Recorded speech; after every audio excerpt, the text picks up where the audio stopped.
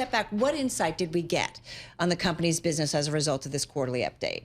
That data center demand far outstrips supply, and it's not just at the chip level. It's actually at the facility level, because in this case, they were not able to bring a data center online in time to fulfill, a customer order in terms of giving them the GPUs. And so this is way beyond chips at this point of time. I mean, he didn't attribute it to power specifically, but it's more at the facility level than it was at the chip level before.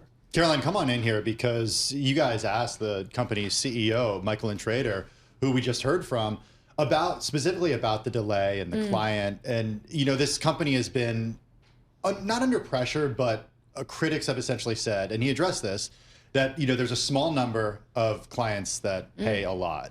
Do we know anything about the client or the partner that ordered this, or where the bottleneck is coming from? He's very loyal, so he wouldn't name the client. Okay. He wouldn't name the data center builder partner that has got them into this mess. But you're right, ever since CoreWeave went public, it's one of the first neo-clouds to be in public shareholders' hands. What's a neo-cloud? It's this new form of accessing compute. And people are still trying to struggle as to what really the underlying assets is that they own, how the business model really works. And what is clear from this hiccup in its supply chain is that it is dependent on an entire ecosystem of which it can't control. He was very clear about that in the interview, saying, look, usually they have very good partners. They still think that this partner is a good one. They work with them significantly.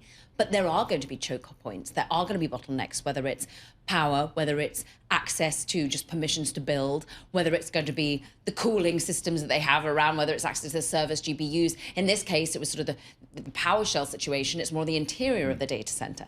But I think what he's trying to make clear here is that his business will eventually thrive as it scales out, as it's less dependent on one single data center builder.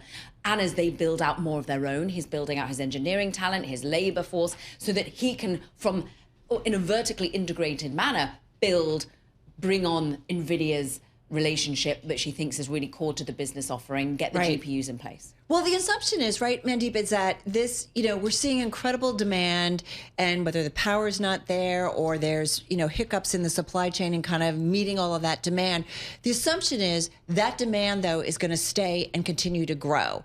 But is that still possibly a question in terms of the need, the use of AI, the implementation of AI, and all that it brings with it? Is that demand, can we assume it's going to stay or really just grow at the current levels? Like, do we know that for certain? I mean, we track the backlog numbers of all the hyperscalers, and CoreWeave actually gave out a backlog number which grew 85% quarter over quarter. So, when you look at the aggregate backlog number, we're talking about 1.2 trillion in aggregate backlog for all the hyperscalers, including CoreWeave.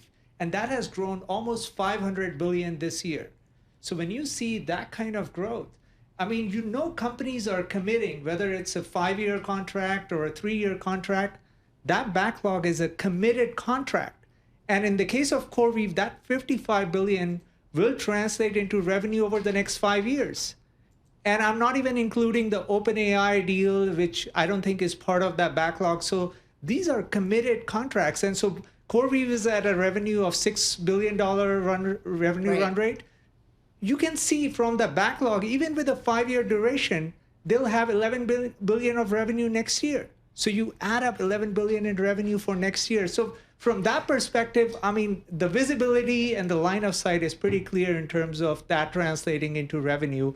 Margins is where the big question is for a company like CoreWeave, because these assets are not 15 to 20-year-old, useful life assets. These are probably 3 to 4 year useful life. So the rebuild will have to happen. And then you have to get new NVIDIA GPUs and, the use. I mean, that's the other thing that could have delayed this, because everyone is waiting for the latest Blackwell chips. Nobody wants Hopper. So if you're a CoreWeave building a data center, your customer is asking you a data center with the latest Blackwell chips as opposed to, Hopper. And it just that there wasn't enough time to build a completely new data center with Blackwell chips. So that's why they delayed it by a quarter. Again, it's a hypothesis. We don't know for sure. Right. But that could be one of the reasons as well. But Caroline, to your point, you went through a whole host of issues that could cause delay in something such as this, including power actually getting hooked up to something. John Gittleson out with a story yesterday about 2 data centers in Santa Clara that have been built and that are just sitting there because there's no power connected to them. It hasn't been hooked up at this point. Is there an opportunity for at least local, state, or the federal government to actually come in from a permitting perspective, from some sort of removal of red tape to actually make this process easier and to remove some of these choke points? I love that you asked that question because that's exactly what we asked Michael Intrator. And he was like, I would like significant government support here in terms of permitting, in terms of streamlining, in terms of ensuring that we can get these enormous investments online as quickly as possible. So yes, the government can and should play a role from his perspective.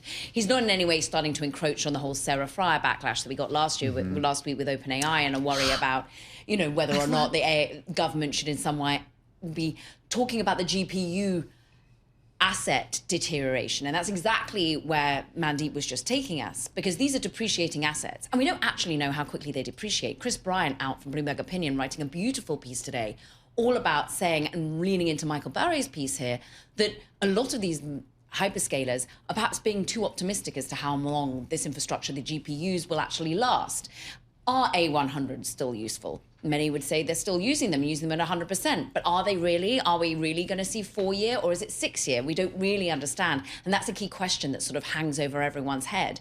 But maybe that was where, at the time, the trial balloon went up from OpenAI. Does the government want to back that? No, it doesn't want to back that. Okay, we never said that to begin with. Maybe only if we're going to be chip manufacturing. But I think more broadly, that's a different set of questions than really what the supply chain chokehold is that we're currently facing in the US and whether it slows down. Look what's happening in Europe today. Microsoft scaling out in Portugal in a big way using Nscale, a competitor. We're seeing Nebius rising 300% in terms of revenue. There's a lot of neoclouds people could depend upon, but from Michael Intrator's perspective, none of them can satiate demand. None of them will put together. I guess what I keep thinking about, and I know it's not apples to apples, but like the great financial crisis where it was like so much money out there, the build on houses, and then we had all these empty houses and developments. Could we see, Mandeep, like this build out of data centers, and then ultimately, okay, the demand longer term isn't there, and that we have all these empty data centers? I mean, so far we are not seeing any signs where people have said, we don't want to use more AI compute or anything along those lines. If anything, hyperscalers themselves are the biggest users of compute. When you think of Microsoft, Google, Meta, I mean, yes, their cloud businesses are growing, but they are among the biggest consumers of the AI compute. Right. So from that perspective, I don't doubt, that there will be a demand issue, at least in the near term, because they are the ones who have more demand for their own chips. So, all right, we only have a couple minutes. There's so much going on. We've got AI execs moving around, Meta's chief artificial intelligence leaving to launch his own startup. That's from the FT. Intel's chief technology and AI officer leaving the company to take a role at OpenAI. You've got SoftBank selling its entire stake in Nvidia.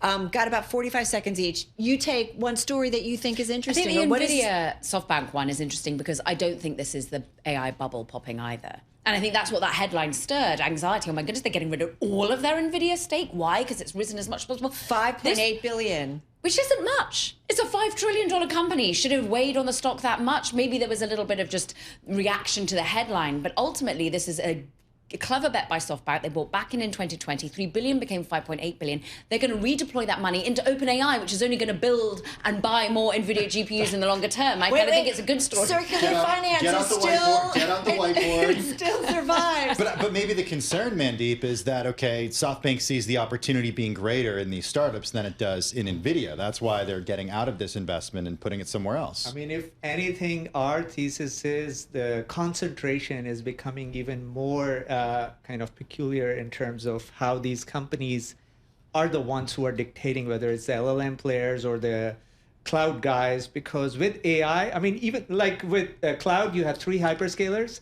With AI, I think the concentration is becoming even more powerful. And that's the one thing. Powerful good, powerful scary? Scary, actually. And that's where, you see these departures. Why are these guys leaving for OpenAI? Because that's where everything is happening. And, It's the nucleus, I feel like.